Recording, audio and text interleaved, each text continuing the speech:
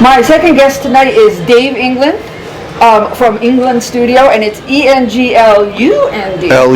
Lund, That's yes. right. Make sure you get it right if you want to find a premier graphic artist to help you with your logo. We're award-winning graphic artist. Yeah. So that's one of your claims to fame. One of my accolades, yeah. So tell me a little bit about yourself. I live in Warwick, Rhode Island. Been a Warwick resident forever and a day, and started Englund Studio in 2005. So we just hit our 20th anniversary. Yeah. So as of April, and for many years I just felt like, I need a partner, another side of the coin. I do a lot of the creative side, but having to do the business side and marketing, and it's a lot. Oh, yeah. So I knew my partner Sal from other networking events, and he just happened to call me up and say, hey, I'm in between jobs, looking to do some consulting work, and do you need anybody? I said, yeah. You're talking to him? So we met and we talked and we became partners, and it's been the best decision I've made in the business. Oh, that's wonderful. And when was that? 2005. Okay, so it was right. Oh, no, I'm sorry. Started in 05. Oh, I don't know. We try to find the date. It's about 10 years ago. Okay. 9 years ago, maybe. That's a nice long run. Yeah, it's good. Knock on wood, it'll keep going. It'll keep working, yeah. So the reason why you're here today is because David has redesigned the header for the Rhode Island Wave on the newspaper. I'll probably keep this alive on some level, but the header that's going to be on the newspaper is redesigned, and we're going to show it to you. This is the debut right here. Yeah, right here, right now. Right here, right now. I got to tell you, that was great that you were open to hearing ideas. Some people are not even open. They're like, I'm all set. But you're like, I just want the paper to be better, and that was great. Yeah, at first, I looked at it after you said it, and I was like, yeah, you're right. It doesn't the is too big. It needed to be better, and this new logo, I love it now. Yeah, better font, better sizing of fonts, and good use of the real estate that you have up there. Yes, it's nice and bold. Yeah. So I'm really happy with it. So tell me about how do you win awards for designing these things? How did that? You got to put in for it. Okay, yeah. Well, you got to. I'm picky. I work and rework stuff that I'm about to send a client until it's ready. Right. And I've been through that, where you send them something that's pretty good, and they're like, I don't know if I like that. This is as far as logo and branding design and websites. So I design it, and a lot of my creative juice comes after 8 o'clock at night. Because I was reading an article that you got to find out when your creativity opens up. I'm I didn't really think of that, but mine is 8, 9 o'clock at night. So after work, having dinner with the family, and then about 8 o'clock I jump on the computer and I go back to what I had done earlier, and all of a sudden, wouldn't you know, it's just, I don't know, I'm relaxed, maybe it's a glass of wine, I don't know what it is, but all of a sudden I'm just trying different things and elements, and things just come together. It's just a skill set I have. There's a lot I can't do. I cannot fix a car, but I can design branding like anyone's business. That's great. I find the same thing to be true for me when putting the paper together. I'm better in the evening, so I do other stuff in the day, and I save my evening hours for working on the paper. There you go. Yeah, so that is so similar. You're the creative owl, the night owl. And there's not as many distractions. In the daytime hours, there's phone calls, and there's just so much going on, and then in the evening it can just slow down, and it's just you and whatever you're looking at. You get stuff done faster. You really do. Yep. So now somebody has a name and a plan and an idea what their business is for, and they come down and they sit with you. Would you prefer them to have some kind of graphic in mind, or do you want to just start from scratch? Well, if they have something in mind, obviously they should have something in mind. They wouldn't be sitting with us to have a meeting about growing their business. They usually do have something in mind. A lot of times they have a very basic logo because their sister-in-law made it, and she crochets and whatever. We have thousands of stories of version 1 logos, thousands of those.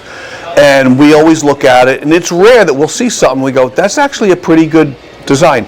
Usually it's not, but it's fine. And that they know they're coming to us to kind of now they're about to jump in the ocean. Right. You know, they put the bathing suit on, they're feeling the water, but now they're in business and they're starting to sell, but they're ready for a full website, full-blown marketing, branding, brand identity. And so they're not hurt that we say, can we tweak this? Sometimes we only tweak it a little, sometimes a lot. But so to answer your question, we like it that they don't have a lot done. Right. Because it's just a fertile ground. It's like you get the whole field and you get to plant the seeds you want in the right direction and right angle, and then that's where customers come. A lot of times if they're already doing something and it's wrong, you have to unwind them. Right. And say, yeah, you shouldn't do that. Yeah, but we do that all the time. Yeah, but you shouldn't, because you're spending too much time just posting without finding what your strategy is. Right. I mean, I've actually had people whose websites had nothing to do with their ad. Like, you know, we put an ad out and it links back to their website, but the two are just on two different planets. It's true, yep. And the thing is that we do when we meet with someone, we do like this 3M thing, market, message, media. But what we really do is we reverse engineer everything. Right. We look at their website as if we are a customer or a prospect. And if we can't figure it out right away, then something's got to go. So we really break it down. So we try to find out what the market is first. You got to know who your market is. Right. You know, is it single women who have puppies? Is it married men and women about to retire? Who is it? And then we try to get into that headspace, and the branding goes along with that. What's the color scheme? I've studied color psychology, as a lot of people have. I'm fascinated by it, and color does help us to purchase. But I don't put a lot of effort into that, just a little bit. But mainly it's just the wording and the photos and the white space, and does it breathe, does it feel welcome? Right. And is the opening question on the website getting inside of the problem that's in their head? Right. You know, if someone's looking to not spend full money on a lawnmower, but they're looking up, you know, used lawnmowers, and they see Jed's used lawnmower, Dina's used lawnmower.com, they go to different ones, and whatever is there, if it's answering that problem in their head, they're going to buy from them. Right.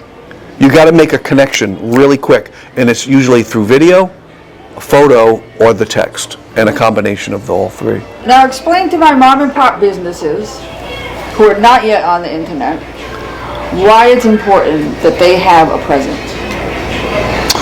Oh my gosh, because the internet never sleeps. You know, it's always awake.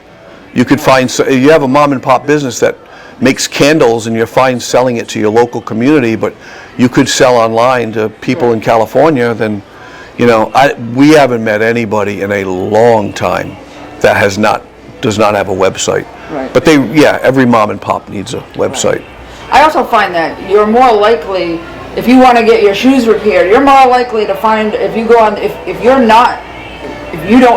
the guy down the street isn't on the website, that's where you're looking. We don't have yellow pages anymore like we used to. Yeah, we do. It's called Google Business Profile. Right, but that's not the same. Not the yellow pages. Right. You used to open up and you only found things in your neighborhood. So you're more likely to find some company in California that wants you to box up your shoes and mail them to them. Mm-hmm. You know, meanwhile, 3 doors down, there's a guy who's doing shoes. Right, that you didn't know. It's a funny thing. A lot of businesses back in the day, they would name themselves Aardvark, like Aardvark Printing, Aardvark, Studio, because that would be the first one listed in the category. So and then we're way past those days. Oh yeah. Or are we? Because there is a way to Aardvark your business. Right. And it's getting it on Google Business Profile and having all the citations set up, which are all websites that point back to your profile, and to have a lot of reviews and to have a lot of 5-star reviews. So there's like 4 things that you really need to get that all set up. But that's kind of like having your business be named Aardvark. It's going to show up first. Right. Right. I look back at those days of the yellow pages, Aardvark Printing, Aardvark Signs, everything's Aardvark or AA. It's where they get AA signs, it's because they want to be first. But yeah, you can be first on Google if you have that all set up. So that's like the last phase, or the second to the last phase. So once you've got your logo and you've got the website all designed and you hit go, now you got to make sure that it can be found. Yeah, and a lot of people have said to us, we already have a website. It's not. We're not getting anything from it. I hear that all the time. Right. So I said, do you mind if I look at it? And they're like, yeah, no problem. And I know as soon as I look at it, I'm going to find glaring problems. Right. Like the Sixth Sense, the movie, the little boy, he sees dead people. Right. I just see dead ends all the time. Right. I go on a website like, all right, I would bounce from this. There's nothing, nothing's grabbing me. And video is really number one because you can get to know someone by the way they're speaking and their passion. And like I'm using my hands.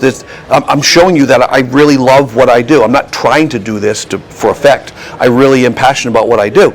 If you're on camera and you're talking about fixing shoes or whatever you're doing, and you're there, you're talking, they can hear the excitement. You've already gone past that know, like, and trust. Right. Because they know you, because now they're on your site. They like you because of how you're talking. And he's funny or he's serious. I can work with him. And then they trust you because they're talking about their credibility and all that. That's wonderful. Yeah. So how do we find you? I don't have a website, oddly enough. No. No. Yeah, we're actually redoing our website. How do you find me? Englund Studio, ENGLUND Studio. I'm everywhere. I do a lot of presentations with Reba. I'm with the Marketing Camp. I'm online. You could Google Marketing Camp. You can call me. You can email me.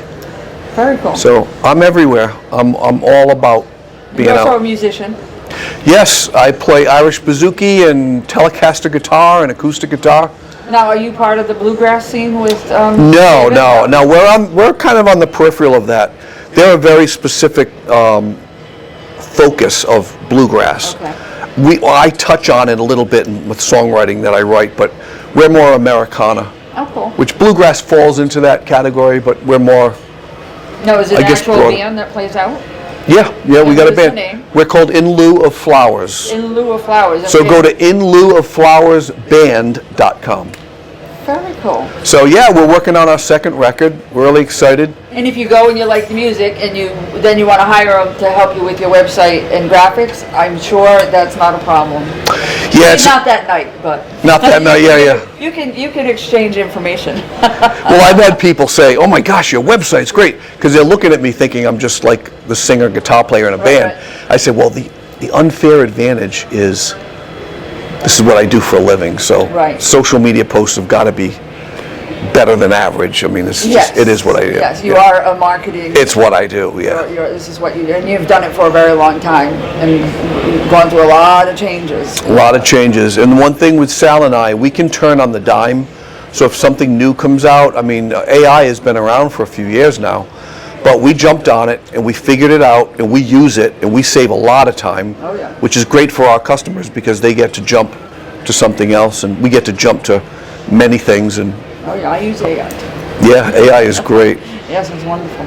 I mean, I wouldn't just like feed it all the information and let it put a paper together. That would be horrific. Yeah, right. You got to be personal. Yeah, it's a relationship. It's a relationship, right.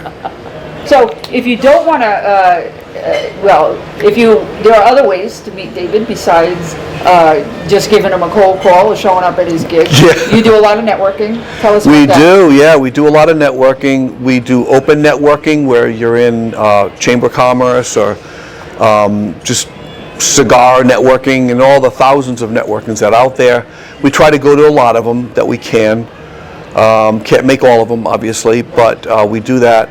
And then we got something thrown in our lap recently. In the end of May, Trust Networking is a closed networking group where one person per category really works with everyone in the group to mature their relationship, to understand what they need, and they are able to bring in their customers to become the members' customers as well.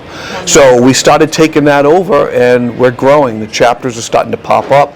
We just went today to a first-time inauguration of a chapter in North Providence. Oh, wonderful. So they had 5 visitors. Great. 5 visitors, and Sal and I were there. So we're helping them get started. There's such a need for that. Yeah, well, I met Dave at the Trust Network, and funny story, I met Dave at the cigar networking event, which I was very leery about going to because, you know, I'm not a big cigar fan. But, man, I tell you, I had such a great time. It's good. It's really good. Well, those are very laid back because you're not like there jamming a card in people's faces.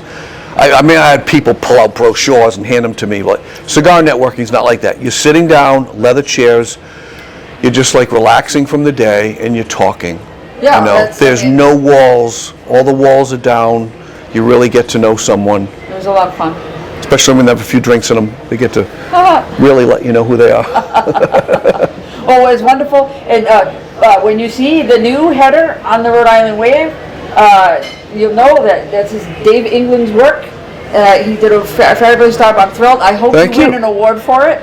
Yeah, I don't know if I'll put that out there. We'll see. Look for the little wave inside the yes, I love it. O. The road. The little wave. You put the wave inside the O. Yeah, always moving, always changing. Yep, always moving. That's Rhode Island for you. I love it. So we're two Rhode Islanders. It makes sense. Yes, Rhode Island. Yeah. Yep. Awesome. Thank you so much.